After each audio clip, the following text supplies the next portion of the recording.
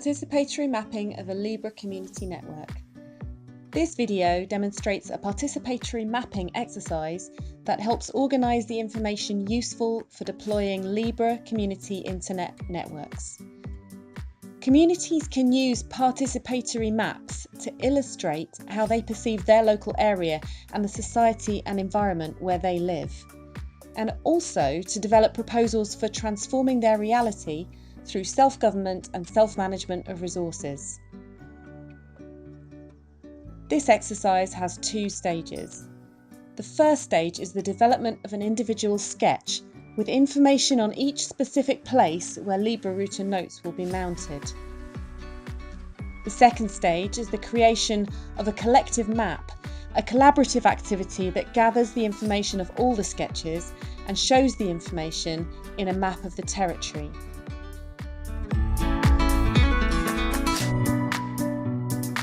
The individual sketch is a drawing of a house or building and its surroundings at short and medium distance. It can have annotations, guaranteeing a complete and clear analysis. It also helps record details that could later be forgotten. Consider including the following information: title, orientation, date, contact information. This information will help identify each place and relate it to the rest of the sketches.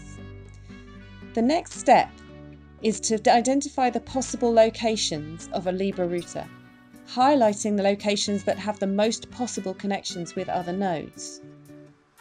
What walls or structures can the nodes be attached to? What places are visible from each of these points? Is there electricity from the grid, or is alternative power necessary? Is it possible to connect to a local server or to connect with the rest of the internet?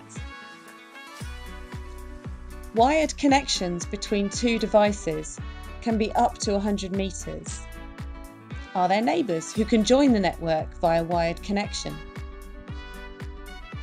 Nodes that link together need a clear line of sight. To confirm which places can host linking nodes, look from the approximate position and height of the Libre router's antennas.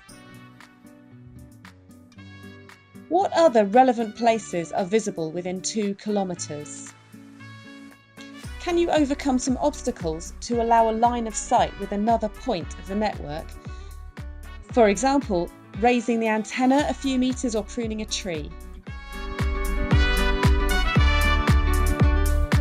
Bueno, esta sería nuestra casa. La idea es ver si nos podemos comunicar ahí con la Nati y el Mati, que creo que sí.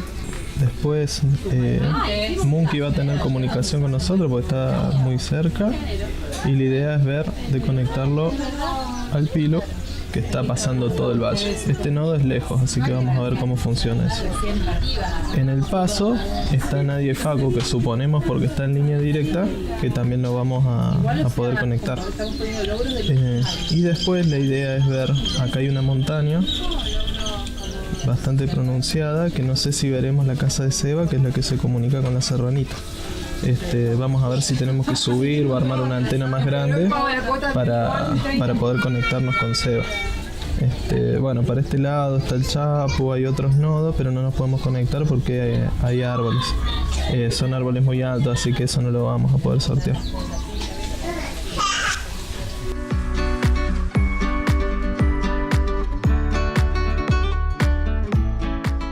In one day, a group working in a participatory collaborative way can design the network structure, define most of the tasks, and plan how to carry them out. Planning and guiding this activity is necessary because it's really complex. Keep in mind that some project members may need help completing their sketches on time. The organisers should choose a date that allows the greatest possible participation, and choose a meeting place which is appropriate for the number of participants.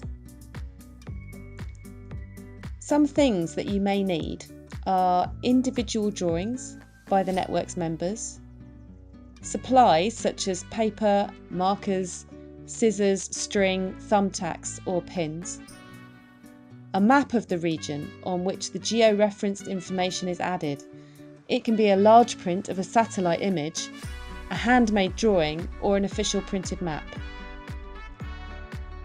Transparent sheets if you want to put layers over the base map. Printed or digital topographical maps for checking land elevations between 2 points. To represent the elements that you should highlight, we suggest symbols that are easy to understand. With everything prepared, let's start mapping. First, put on the map the elements identified during the process that we suggest in the Planning a Libre Community Network documentation. Next, add the information from the participants' individual sketches. Consider using the following basic information: title, orientation, date, significant geographical features in the area, current and planned nodes, and distinguish between confirmed nodes and unconfirmed nodes. Open spaces that should have Wi-Fi coverage. Any other data that illustrates information or tasks to be performed. Once this is done, the structure of the network will start to appear, opening the way for conversations that will define how to deploy the network.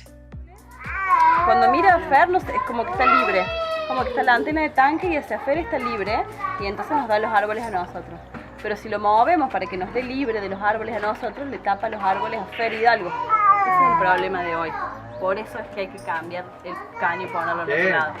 The objective is to design a balanced and distributed network, avoiding either nodes that become too central or connections that depend on too many intermediate nodes. We recommend marking only those lines that help to orient the antennas during assembly. The interesting thing about these networks is their capacity to enhance communication and community development. Locally hosted services and content that are accessible even without connection to the internet really enrich the project. Bueno, el enlace que hoy tenemos fuerte es con la Serranita, el Seba, Ale Popi, Nati Mati y Fer Hidalgo. Esta parte sería como la parte fuerte y la idea es poder tener estos nodos, para la redundancia, que descompriman un poco esta fortaleza. Si bien esta parte tiene que estar fuerte, la idea es que se abran otros nodos para que estén como alternativas si se cae uno de esos nodos importantes. El nodo Pedro Almendra y Chapu estamos a 30 metros, pero tenemos un montón de árboles. Sí. Entonces caemos todos en la Nati. Digamos, claro. Somos 4, pero que caemos todos en la Nati porque es a quien podemos ver. Claro. Entonces, saber, plantear entre este punto y este punto, ¿hay un obstáculo? ¿Sí o no? Bueno, entonces ya queda descartado.